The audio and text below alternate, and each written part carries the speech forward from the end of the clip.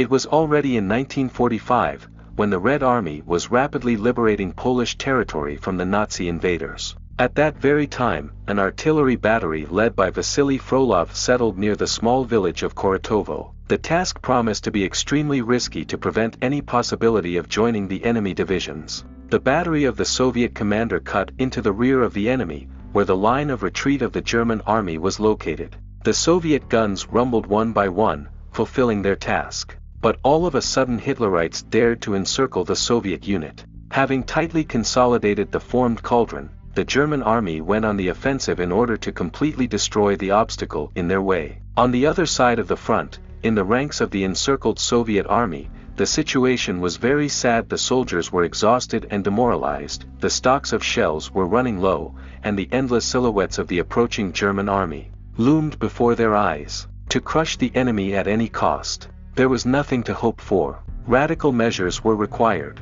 Vasily Ivanovich, aware of the amount of ammunition remaining, used a completely atypical technique, namely, to intimidate the enemy unconditionally. His strategy consisted in convincing the Germans of the complete readiness of the Soviet guns and the abundance of shells for them. When at night only a few minutes remained before the direct confrontation of the sworn enemies, Vasily Ivanovich gave the order to begin hurricane fire on the enemy positions. Soviet artillery acted without much haste, which was the reason for the incredible accuracy of the strikes on the enemy. The series of devastating attacks subsided only when virtually all the ammunition was exhausted. Only 2 shells remained. The consequences were staggering. The Germans, gripped by animal fear, ran back. Behind them were masses of bodies of the defeated. Surrender. To everyone's surprise, the Poles, who constituted a significant backbone of Hitler's army during the period described, suddenly began to show anti-Nazi sentiment. In particular, this was facilitated by the fact that Poles were forced into the ranks of the German army under all sorts of threats. The terrible war waged by Hitler's army against the Soviet Union did not concern them in any way. It was alien,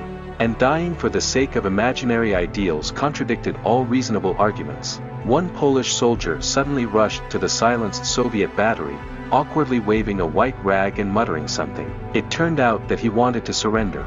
This news was truly shocking to Vasily Ivanovich, but he clearly realized that this miraculous hope should not be given up.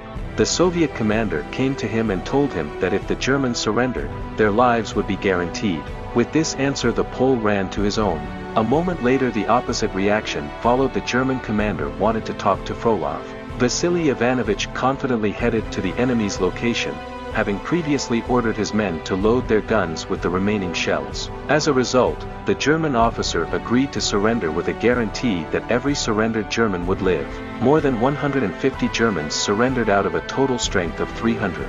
The outcome of such a brave decision was the capture of so many soldiers. But a problem arose in the organization of the convoy. Again, Frolov's amazing ingenuity bailed him out. He attached only 2 Soviet machine gunners to the prisoners, with all his appearance making it clear that this would be enough, that in case of unforeseen circumstances the Soviet battery would immediately open fire on the enemy. The German soldiers, who refused to surrender, were completely baffled, while Frolov calmly moved in the direction of the Soviet units. The Germans did not fire a single shot. The Soviet gunners easily broke out of the encirclement and led the prisoners away. Heroes' recollections. At the end of our maneuver with the Germans I felt very bad. I was constantly shaking, I did not sleep a wink for 2 days, and the concussion constantly made itself felt. But we still managed with my comrades to make our way to ours. As soon as Vasily Ivanovich and his reached our troops, he was sent to medical unit and then to Stalingrad hospital. On the way to the hospital a column of Soviet tanks blocked the road. Vasily Ivanovich asked only one question: where are brothers going? The tank driver silently and with a smile on his face held out a leaflet: to Berlin. Vasily Ivanovich could not stand it and cried, "To our common victory."